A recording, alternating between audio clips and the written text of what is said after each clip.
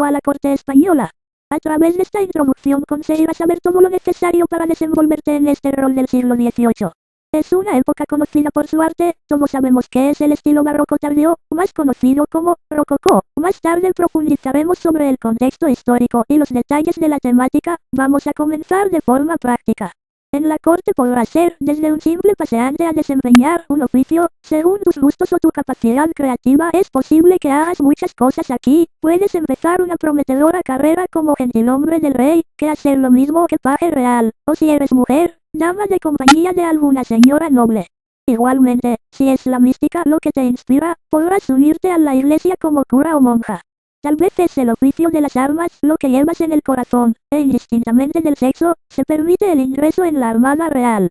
A partir de ahí, si somos concienzudos y volcamos nuestro talento, podemos ascender en los diversos cargos, ya sea dentro de la oficialidad de la corte, como dignatarios eclesiásticos, o como oficiales en la Real Armada. Y si nuestra senda es la de la creatividad, siempre es bienvenido un músico, un poeta, una cantante de ópera, una bailarina, siempre adecuando nuestra ocupación a la corte y al siglo XVIII. Para ingresar en los diversos grupos, deberás pedir una entrevista con los siguientes cargos. Para entrar a servir en palacio, con el jefe del palacio, para recibir las órdenes religiosas, con el patriarca de Indias o sus colaboradores, para entrar en el ejército, con un oficial. Para desempeñar una tarea creativa, basta con ir comentándoselo a los demás, y pidiendo al jefe del palacio que nos permita, previa supervisión, dar algún evento donde mostrar la plenitud de nuestro arte. Una vez dicho todo esto, vamos a hablar de la indumentaria. Para empezar, cogerás la ropa preveí que hay en los retratos sobre la mesa. Ten en cuenta que no eres noble, trata de vestir lo más elegantemente posible, pero también sencillo. Los nobles son los que deben mostrar toda su grandeza y riqueza en la corte. Por suerte, tú con el tiempo puedes ser noble también, pero de eso hablaremos más tarde. Estamos en un palacio, eso quiere decir que debemos ser elegantes. La estética en una corte es un 50% de todo, debemos ser lo más realistas posibles, y lo más perfeccionistas también. Por ejemplo, es imposible que en el siglo XVIII entrase en palacio gente sin peluca y con pantalones largos, o damas mostrando las piernas. Ya mostrar el pie se consideraba increíblemente inmoral, porque los hombres encontraban en el pie de la dama, que debía ser pequeño, un icono de extrema lubricidad. Este es el modelo general de la ropa a mediados de siglo. Como se puede observar, la ropa era muy elaborada y todos los detalles, del sombrero a los zapatos, estaba medido y estudiado. En la biblioteca podrás encontrar muchas direcciones donde podrás conocer exactamente cómo se vestía la gente en esta época. Lo siguiente es la educación. Las mejores cortes estaban siempre compuestas de personas muy educadas. Puedes tomar los gestos gratuitos si tocas el reloj sobre la mesa. Existen dos reverencias, la de la mujer y la del hombre. La reverencia es una de las cosas que hay que saber hacer.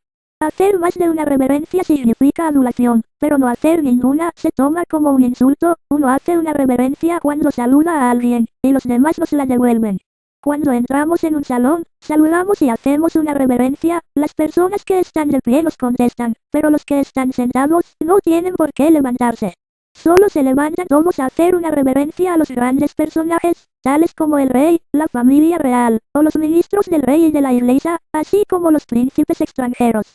Otra cosa de los modales es el lenguaje. La gente habla de vos en el siglo XVIII, nunca hablan de usted, es el plural de la primera persona lo que se estila. Esto nace en el siglo XVII, gracias a Luis XIV, pero se extendió por toda Europa. El usted, si no se quiere decir vos, puede sustituirse por vuestra merced, pero nunca por usted. Eso se usará en el siglo XIX. Una cosa muy importante es que el rey no hacía reverencias, solo gestos de aprobación o rechazo. Solo le hacía cortas reverencias a su esposa, sus parientes, a otro rey, o a su santidad el papa. Otra cosa muy importante has de saber, es que en este rol, como buscamos una buena convivencia, está totalmente prohibido despreciar a los demás por el hecho de ser nobles o plebeyos. Todos merecen el mismo respeto, y será castigado aquel que rompa esta norma. Es imperativo que hagamos el rol siempre en los lugares públicos, tales como el palacio, y si queremos salir del rol, deberemos hacerlo en privado, o la magia de la época la estaremos destrozando sin quererlo y sin saberlo. Vayamos a temas más amables, el contexto histórico. Sería muy largo hacer un cuadro general del siglo XVIII, de la convulsa Europa de los equilibrios diplomáticos y las guerras de sucesión o de reparto. El papel de las cortes era importante porque, gracias a que los nobles vivían alrededor de lo que sucedía en palacio, el rey podía gobernar tranquilo porque los tenía cerca, no en sus propiedades y castillos, donde descuidados, podrían conspirar. Además, como los cortesanos ejercían mucha influencia en según qué países, los embajadores extranjeros se valían de personajes influyentes para conseguir cosas en su favor. Otra importante característica es que al margen de pequeñas cortes de nobles, las cortes reales eran núcleos artísticos de primer orden. Todo el gran arte se concentraba donde había dinero y afán de mostrar gloria y grandeza.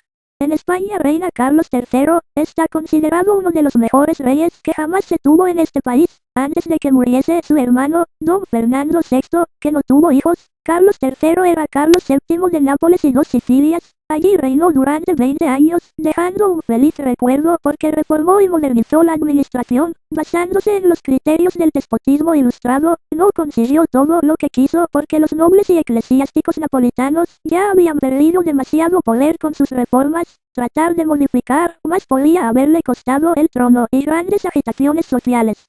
Cuando en 1759 Carlos III sucede a Fernando VI, encuentra una España con la economía más saneada de Europa, gracias a los esfuerzos del Marqués de la Ensenada, ministro del rey, y su también ilustrado reformismo. Carlos III podrá con ese dinero poner en práctica sus reformas valiéndose de ministros traídos de Italia, ilustrados fieles a su señor. Es muy fácil encontrar información detallada de su reinado. Nosotros nos vamos a concentrar en la corte. La corte de Carlos III estaba considerada la más aburrida de Europa. Era un rey austero que odiaba el derroche y se concentraba en sus tareas de gobierno. Su única debilidad era la cacería. Cazaba todos los días, aunque hubiese un temporal, escarcha, o el terreno estuviese lleno de lobo. Había enviudado de su esposa y la caza le ayudaba a mantenerse en forma y alejar pensamientos impuros. Carlos I está incluido en el libro Guinness por haberse mantenido casto durante 40 años. Además de un reformador, era Carlos III profundamente religioso, muy simpático con todo el mundo, y rutinario hasta la médula. Vivió sumido en su rutina hasta su muerte en 1788.